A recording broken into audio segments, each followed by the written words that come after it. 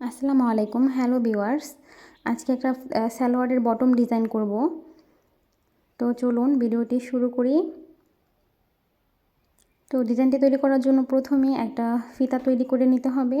দেখুন, এটা 1 ইঞ্চি চওড়া কাপড়, দুই দিক থেকে ভাঁজ দিয়ে তারপরে মাঝখানে একটা ভাঁজ দিয়ে চিকন করে ফিতা তৈরি করে নিব।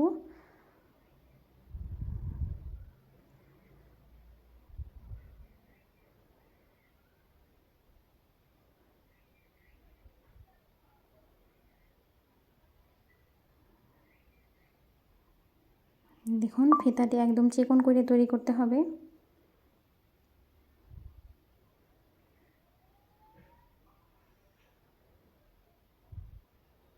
তো ফিতাগুলো তৈরি করা হয়ে গেলে 1.5 ইঞ্চি পরিমাণ লম্বা করে ফিতাগুলো কেটে নিব।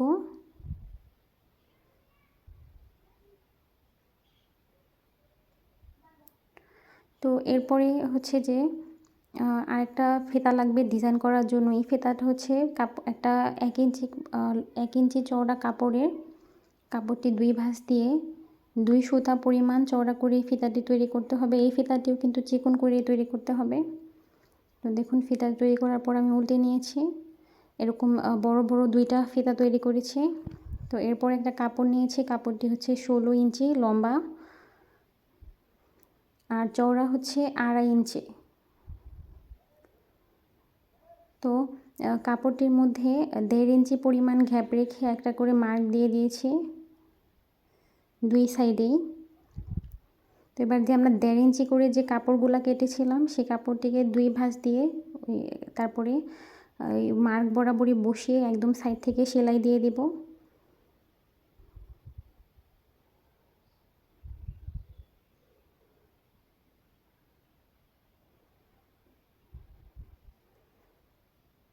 তো অপর পাশেও সেম একইভাবে এই ফিতাগুলো বসিয়ে নিব।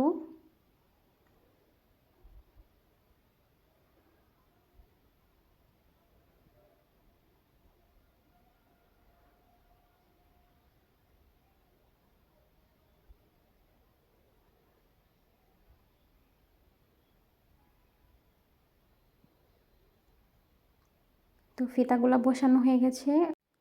তো এবার যে সালোয়ারের কাপড়টি আছে, এবার পায়ের অংশে শেষের দিক থেকে 3.5 ইঞ্চি নিয়ে একটা মার্ক করে দিব। তো এমন করে পুরো কাপড়টিতেই 3.5 ইঞ্চি করে মার্ক করতে থাকবো।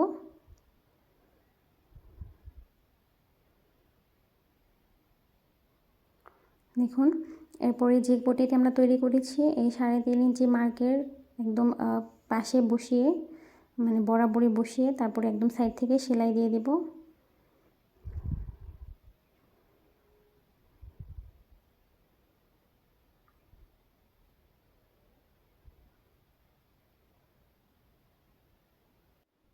তো এবার একটি পাশ সেলাই করা হলে আরেকটি পাশেও সেম একইভাবে নিচের কাপড়টিকে টান রেখে দেখতে হবে কাপড় যেন উচকে না থাকে। তারপর একদম সাইড থেকে সেলাই দিয়ে দেব।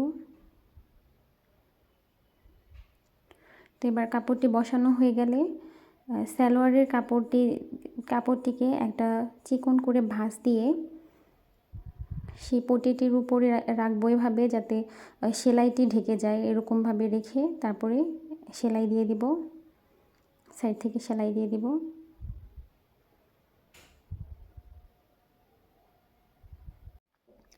খেয়াল রাখবেন ভাঁজটি যাতে সমান হয় একদম।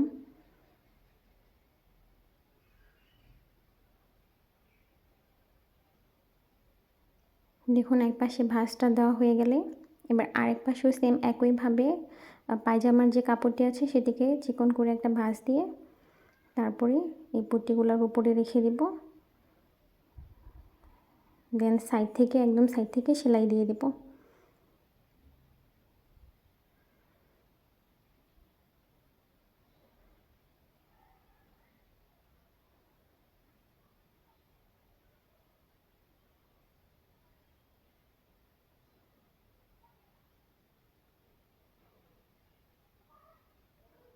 দেখুন, পুরোটা সেলাই করা হয়ে গেলে এরপরে আমরা যে 2টা ফিতা তৈরি করেছিলাম সেই ফিতাগুলো লাগিয়ে নিতে হবে। আমি একটা ক্লিপের সাহায্যে এভাবে করে ফিতাটা ইনসার্ট করে দিচ্ছি। তো এর মধ্যে যে পাল পুঁথি আছে সেগুলা 2টি পুঁথি দিচ্ছি।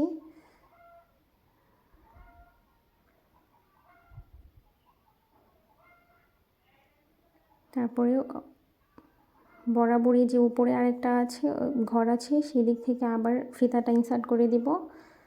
আর চেষ্টা করবেন এখানে যে বড় যে পাল পুঁথিগুলো আছে সেগুলো ইউজ করা, না হলে কিন্তু ফিতার দিয়ে এই পুঁথিগুলা ফিতার মধ্যে প্রবেশ করানো যাবে না। তো খেয়াল করবেন যেভাবে আমি ফিতাটাকে লাগাচ্ছি ঠিক সেই একইভাবে লাগাতে হবে।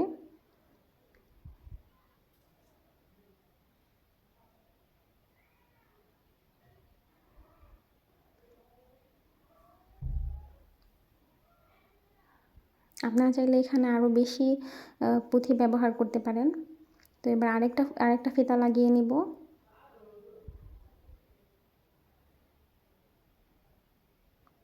এই জায়গায় ক্লিপের জায়গায় এখানে সুইও ব্যবহার করতে পারবেন।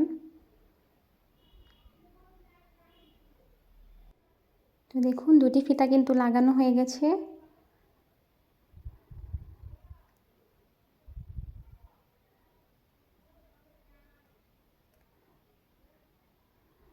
তো এরপরে হচ্ছে 1.5 ইঞ্চি পরিমাণ চওড়া একটি কাপড় নিয়েছি। সেই কাপড়টিকে সালোয়ারের কাপড়ের উপরে রেখে সাইড থেকে 1/2 ইঞ্চি পরিমাণ সেলাই করে দিব।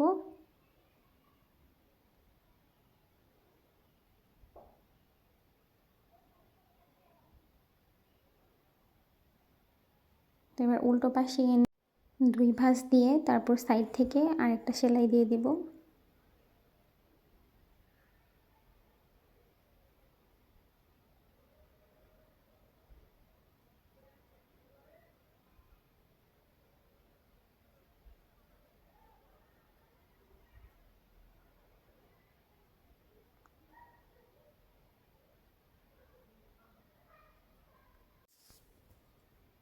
তো এবার বর্ডারের নিচে আরেকটা সেলাই দিয়ে দিব একদম সাইড থেকে।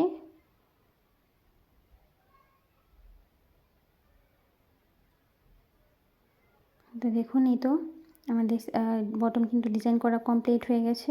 তো এরপর হাই জয়েন দিয়ে তারপরে সাইড ফিটিং করলেই কিন্তু রেডি হয়ে যাবে। তো এই দেখুন বানানোর পরে কত সুন্দর লাগছে। তো আশা করছি ভিডিওটি আপনাদের ভালো লেগেছে। ভিডিওটি ভালো লাগলে একটা লাইক দিবেন আর চ্যানেলটিকে সাবস্ক্রাইব করে পাশে থাকবেন। আল্লাহ হাফেজ।